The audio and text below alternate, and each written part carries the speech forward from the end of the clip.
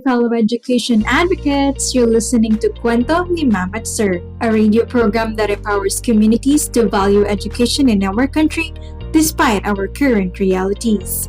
This is your ultimate amigo for education, and Diesta, and today we're going to know about a story of a public school teacher assigned in the mountains and why did she choose to stay as a public school teacher after 9 years of education service. Let's know about her challenges, struggles, and wins. Let's welcome on air Mrs. Maria Jeza Contrevida. Good day, Mom Jeza. Thank you so much for taking the time to be here with us today. Thank you so much, Anne. It's a great opportunity to have a platform like this and voice out about the current issues in our country, especially what's happening in our education system. Yes, that's right, ma'am. It's really important to have a voice and make it matter. Let's not make it any longer and let's dive to why we're here today. How long have you been teaching in public school and where was your first assignment? I've been in the field for more than 9 years and I am so blessed that this is my first station and I am currently teaching as a grade 1 teacher at Tagbanan Elementary School, Barangay Kaduhaan, Cadiz City, Andes. That's quite an experience, ma'am. So, given that you've been in the teaching industry for quite a while now and you're still at the same school after all these years, what were the biggest challenges you encountered and how did you overcome them? In my more than 9 years here in our school, the biggest challenges I think that I have encountered for almost 9 years is the travel time. My station is located in a far-flung area and my house is located at the city proper. Imagine having a 30 to 40 minute ride from the bus and then I'll take a tricycle ride and then after that I'll take a small walk up there and then see the difference of having a long travel time. It's really a what do you call this? It's really a hassle, but still I found it very nice or very amazing and very achievable every day. And hopefully, by God's grace, I've overcome this for almost more than 9 years. And it's really I have this great impact in my part as I encountered the everyday struggles in terms of travels. Wow, that's total perseverance and dedication. I couldn't imagine putting myself in that situation if I were in your shoes, to be honest. So, what are the reasons that make you wake up each day despite the fact that you have to travel far, and why did you stay in that situation? The reason that I always wake up every day with the positive mindset is that despite of a long travel from our house to the station is that the kids' faces, I know that most of them are really happy when I am around, but very very sad when I have a seminar or even a meeting during the day. It's just that I always stay positive and my mantra every day is to wake up and make the most out of the day and make the most out of the lesson so that they will be imparted with different learnings and insights even though they are very very far. Wow, just wow. I really can't imagine what you've put up just so you could still show up every day, ma'am. And I admire your dedication, really. Your students are really blessed to have someone like you. Now, did you ever think of giving up? Why and why not? You know what, Ans? If they are blessed to have me, I am also blessed to have them. They are one of my support system. They are one of the reasons why I always have this strength to go on with the everyday doings in my life. But there are a lot of times also that I want to give up. You know what? Why? It's because of the educational system. It's because of the compensation, very, very low compensation given to us teachers. Imagine having a teacher one plantilla item for just almost 30,000, and then think about of the inflation given in our country. It's really really far from those who already in the United States and have this nice things given to them. I always think of giving up, but there are some also reasons that I need to ponder and I need to take important decisions too. That's truly inspiring, Ma'am Jaza. I know a lot of teachers who share the same experience, but most of them have flown to the US already. And a teacher like you who's still here and trying to keep up on what life throws at you as a teacher is truly an admiration. I cannot imagine what you have to go through every day, knowing that you also have a child, you have a family, and the dedication and strength that you have is something that our country needs, especially that we're facing many challenges in relation to education right now.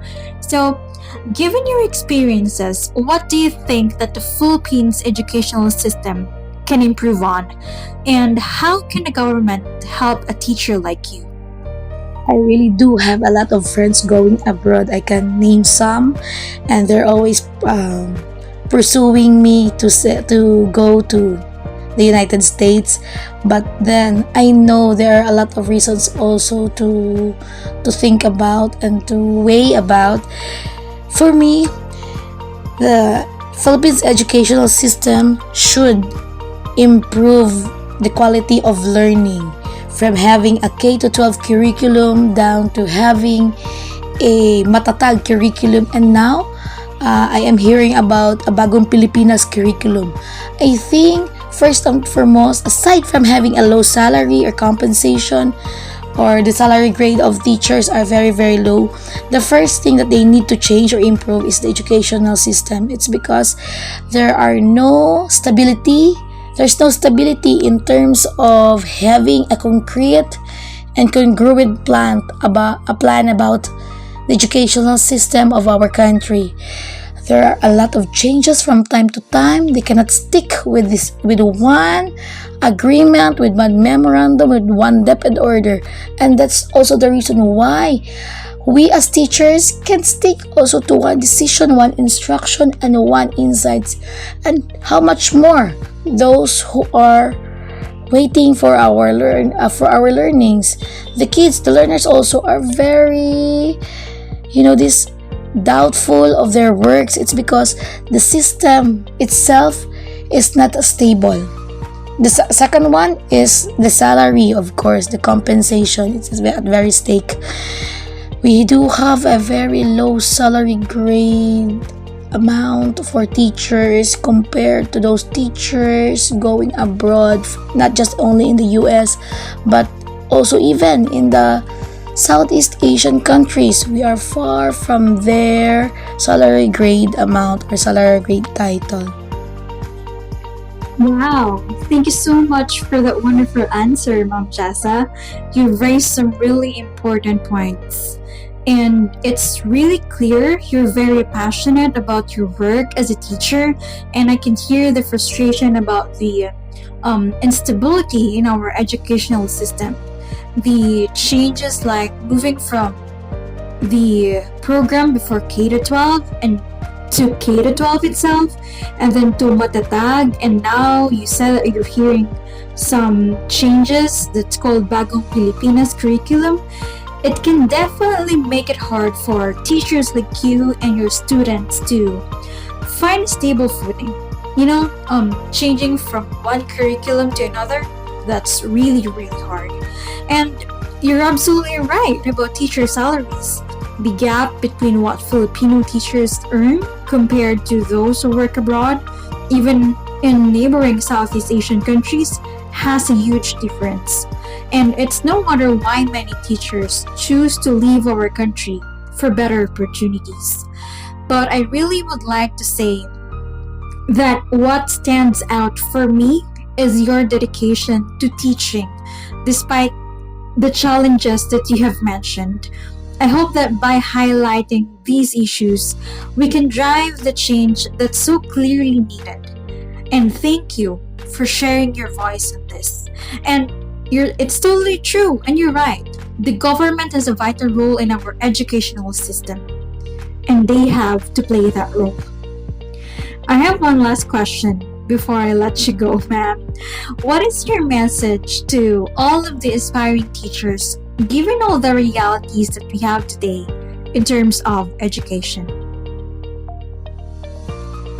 To those teachers like me or really want to be like me, for me, I want to say just keep on moving, be positive, do not take away negative thoughts, but do not also take away positive mindset. It's just that we just want to balance. You need to balance everything. There are a lot of trials that you need to face when you are in the field of teaching. Just think about having a good professional life through personal growth and even professional growth. Just think about having a good what do you call this, investment or ROI. You have a good return of investment. That is to have learners who will always think of you as their mentor, good facilitator, that they will have a big support out from your own capability. Just keep on pursuing what you think it's right, and keeping the positive mindset every day will have a good connection and will have a good outcome.